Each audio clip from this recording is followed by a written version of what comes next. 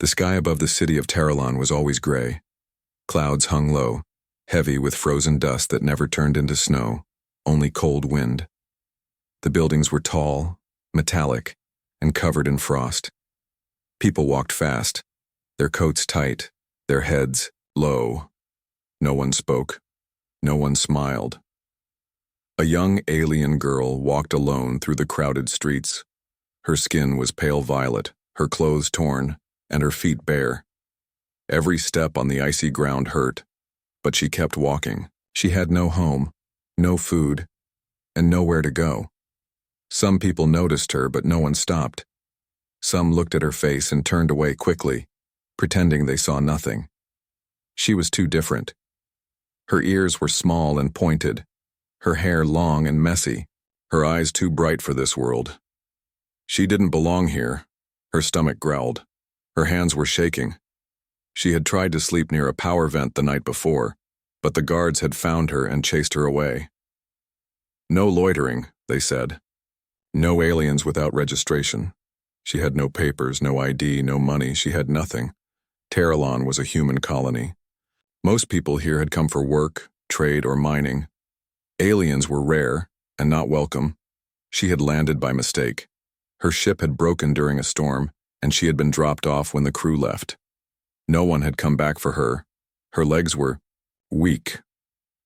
She stumbled and fell near a trash bin behind a small maintenance hut. Her arms tried to push her up, but her strength was gone. She curled into herself, trying to stay warm. Her breath came out in small clouds. She closed her eyes. She didn't care anymore. Then she heard a sound. A soft creak. A door had opened. She forced her eyes open and looked up. A human man stood there. He wore a thick jacket, stained with oil and dust. His face was rough, with a short beard and tired eyes. He held a small metal tool in one hand. He stared at her for a second, then looked around, checking if anyone was watching. The girl didn't move.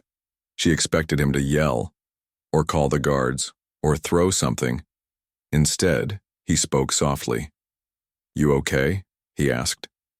She didn't answer. "You need a place to sit?" he added. Still no answer.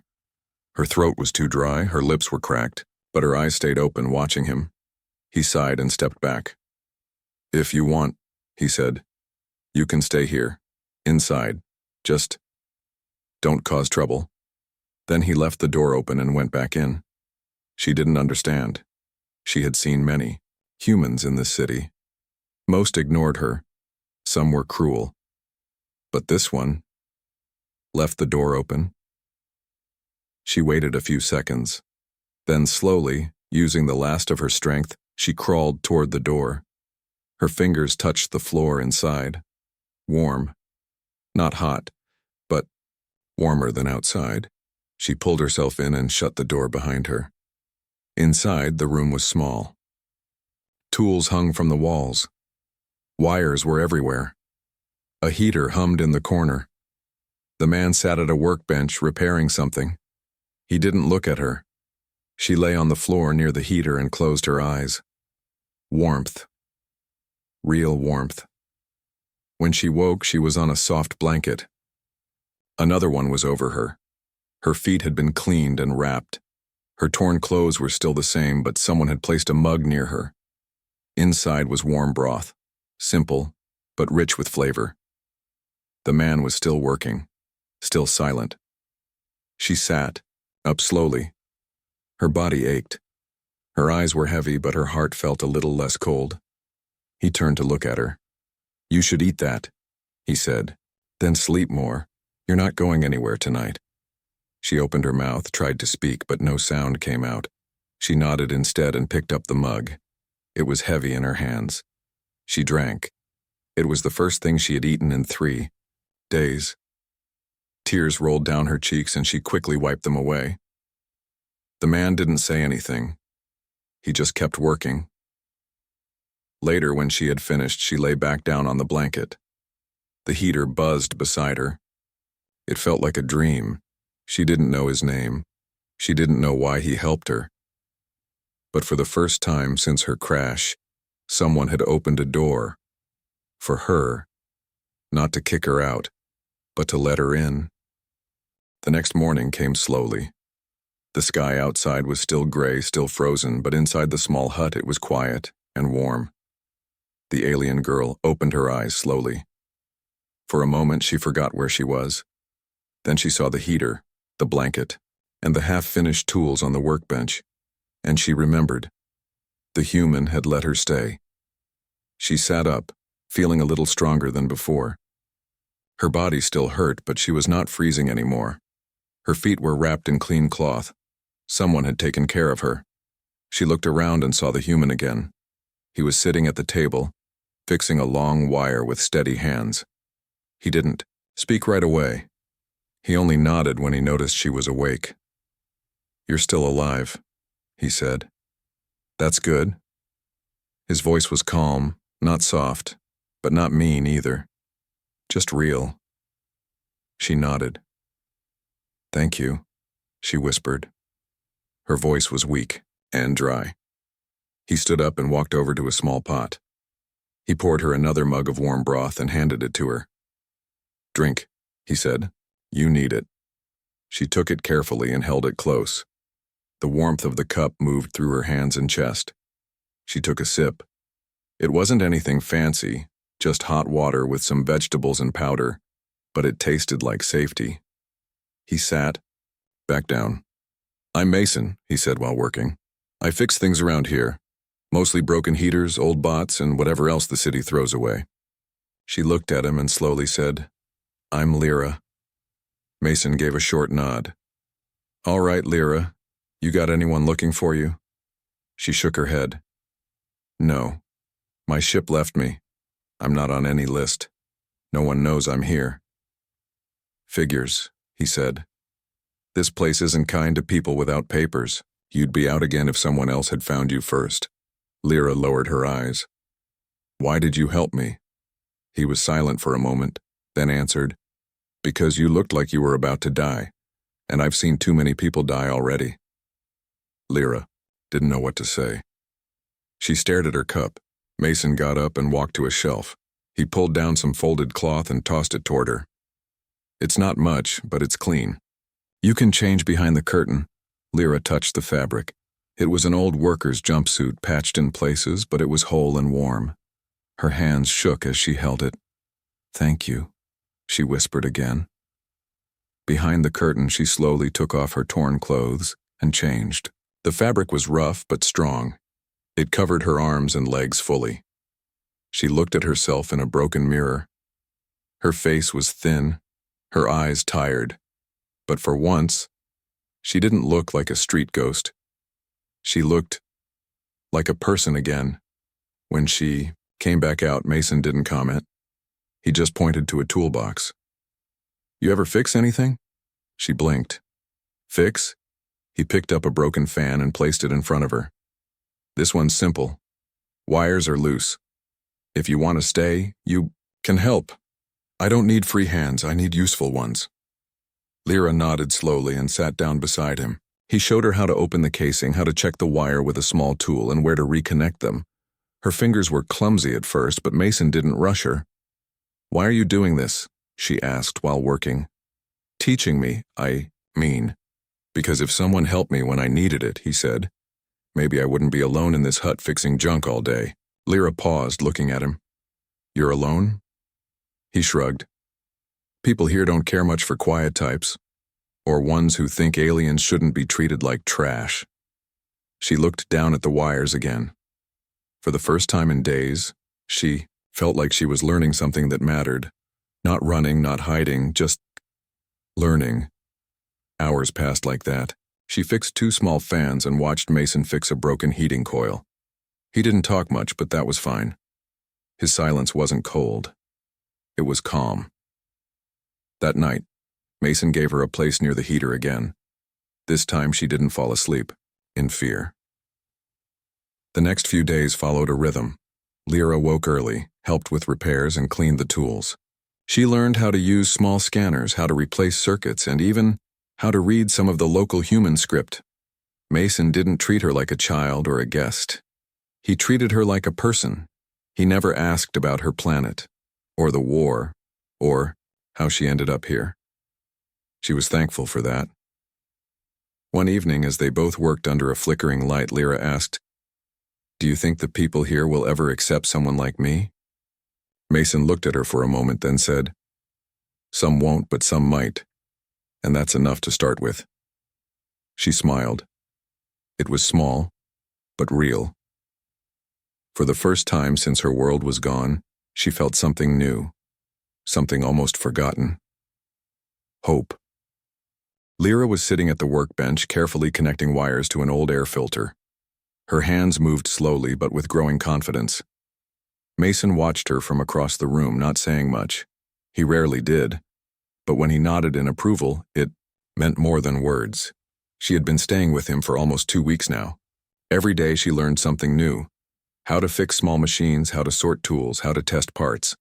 She no longer felt weak and lost. Her face had more color. Her steps were steadier.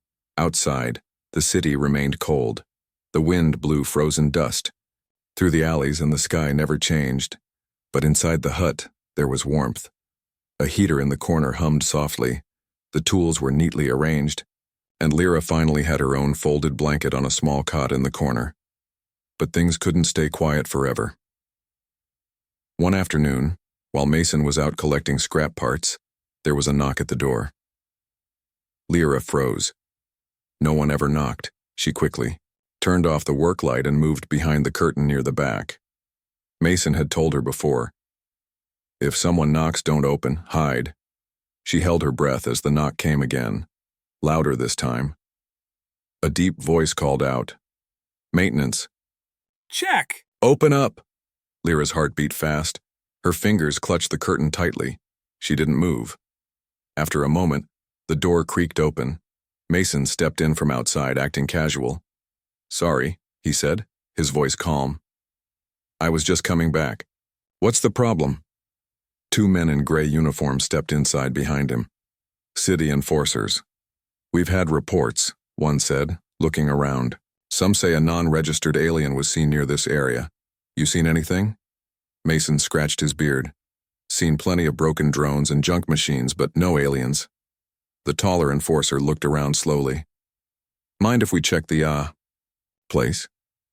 Mason didn't smile. "You already stepped in. Go ahead. Just don't break anything I actually need." The 2 men moved around the hut, opening cabinets and lifting blankets. One even walked close to the curtain. Lyra held her breath and didn't move an inch, but he didn't pull it back. After a few minutes, the enforcers stopped looking. "Place is a mess," one muttered. "But empty." The other nodded. "If you do see anyone strange, report it. The city doesn't want troublemakers." Mason walked them out. "Right, trouble's bad for business." Once the door closed, Lyra stayed frozen for several more minutes. Then she stepped out slowly, her hands shaking. Mason looked at her and sighed. "They'll be back." Words getting around. She looked at him with wide eyes.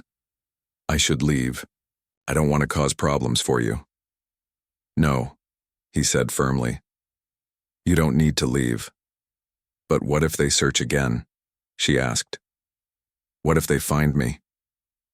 Mason walked over to his toolbox and opened a lower drawer. Inside were wires, panels, and a small scanner. He placed a few items on the table and nodded toward the back wall. "Then we do what humans always do when the world pushes too hard," he said. "We adapt." Over the next few days, Mason and Lyra worked on a plan. They built a hidden panel, in the floor, under an old storage box. It wasn't big, but it was enough for her to hide if someone came again. They also set up a small camera above the door so they could see who was outside. Lyra helped design a signal light, a soft blue flash that would glow when someone approached. She even installed a fake vent that could act like a hiding spot for any small tools or tech she had on her. "Not bad," Mason said one night as they tested the system. "You've got good hands." Lyra smiled proudly. "Because I had a good teacher." Later, she sat by the heater, watching the small firelight dance on the metal wall. Her eyes grew distant. "I used to live in a warm place," she said softly, "with forests and glowing rivers. My mother had long black hair. She sang every morning." Mason didn't interrupt. He just listened. After the explosion, Lyra continued, our people scattered. Many were taken by smugglers. I escaped, by luck. But when I got here, I thought I would disappear too. You didn't, Mason said quietly. You're still here. That matters. Lyra looked at him, her voice low. Why do you care? Mason shrugged. Because once, a long time ago, someone helped me too. When I had no one. I didn't forget it. She nodded, then asked, did they stay? He looked into the fire. No, but they gave me a reason to try again. That night, as Lyra lay on her cot, she heard the wind outside howl like a lost voice. But inside the hut she felt safe. She had tools in her hands, she had a place to rest, and she had someone who didn't look at her like a problem, but as a person. The city might still be cold, the enforcers might still come, but for now, she had a home. Even if it was just one small room and one kind human, it was more than she had ever hoped for. The city of Terralon was dark and cold as usual. The streets were empty early that morning, covered in a thin layer of frost. Only a few workers hurried along the alleys, their breaths visible in the chilly air. Inside the small hut, Lyra sat quietly, cleaning a small set of tools. Mason was outside helping a neighbor fix a heating unit. The hours passed slowly, but a sudden sharp noise broke the silence, a loud alarm blaring in the distance. Lyra's heart jumped. She hurried to the small window and looked outside.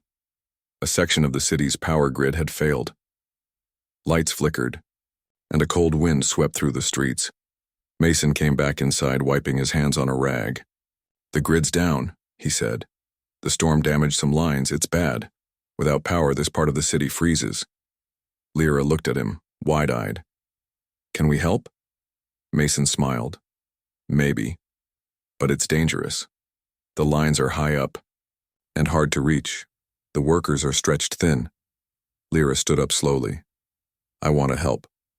Mason looked surprised. You? You've never been out in the city alone. I've been running from worse, she said softly. I can do this. After a moment, Mason nodded. All right. We'll go together. They dressed quickly and left the hut. The wind hit their faces sharply as they stepped into the street. The alarm still echoed faintly in the distance. They walked to the power control center, a large building covered in frost.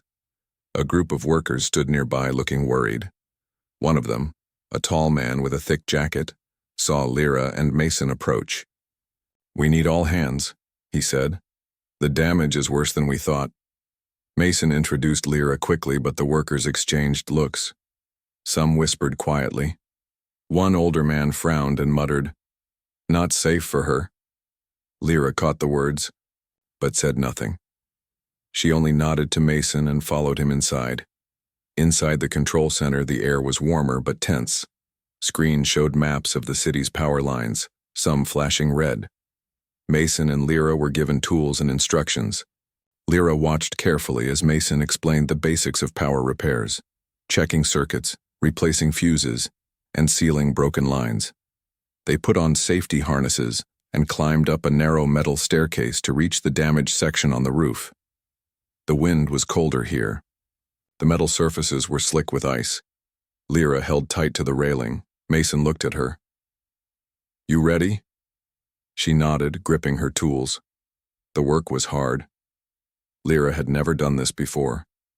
Her fingers trembled as she disconnected broken wires and replaced damaged parts. Mason helped where he could, but let her try on her own. Slowly, she learned to move carefully on the icy surface, following his instructions. Below, the workers watched, some still doubtful.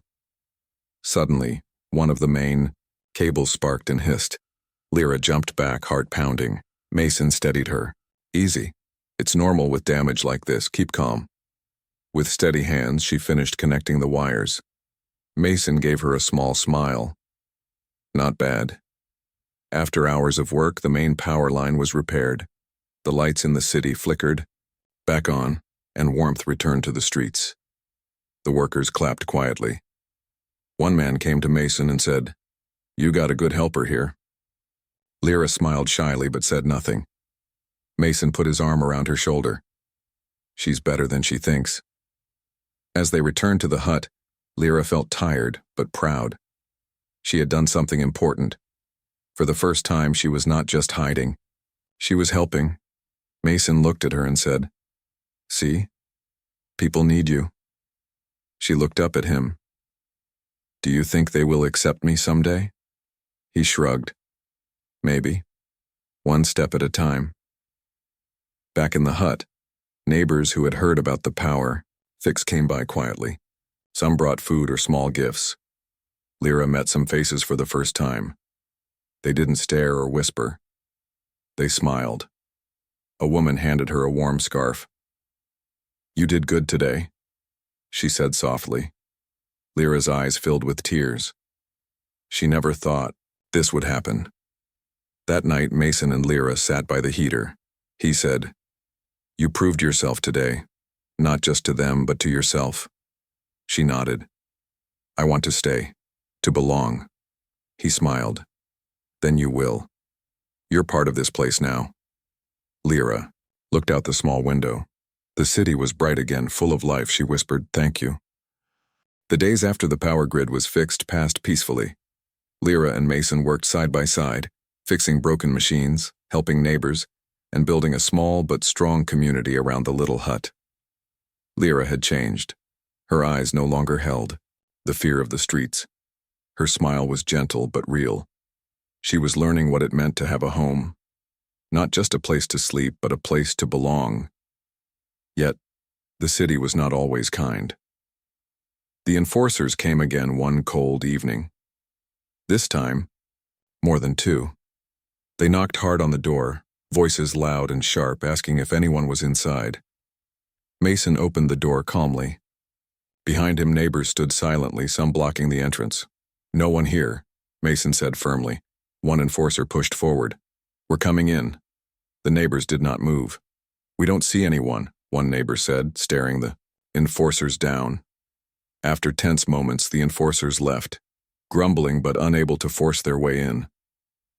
Lyra watched from the back, her heart pounding. But she knew something important had changed. She was not alone. The next morning, Mason handed Lyra a neatly folded set of overalls. "I made this for you," he said quietly. "Clean and warm." She touched the fabric, soft and sturdy. For the first time, she felt more than just a survivor. She felt cared for.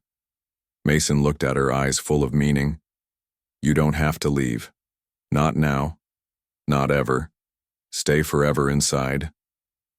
Lyra blinked, tears welling up. Those words were more than shelter or clothes. They were a promise that she could stop running, that she could be safe, that she belonged. Days turned into weeks. The small hut became a workshop and a home. Lyra helped Mason repair machines for neighbors. Together they built new tools and shared stories. The community grew warmer. People stopped looking at Lyra as an outsider. She was one of them now. One evening, as the sky finally showed a hint of stars for the first time in months, Mason and Lyra stood outside the hut. "I don't remember the last time I saw stars," Lyra said softly. Mason smiled. "Sometimes hope hides behind clouds. But it's always there." She looked up and took a deep breath. "I'm not afraid anymore," she said. Mason placed a hand on her shoulder. "Good. Because you're home." Lyra's past was still a shadow, a story of loss and pain. But now, it was balanced by light, by kindness, by a human who opened his door and said, "Stay." She realized that sometimes the greatest strength comes from the smallest acts of care, and that a single human's choice could give hope to someone who had none.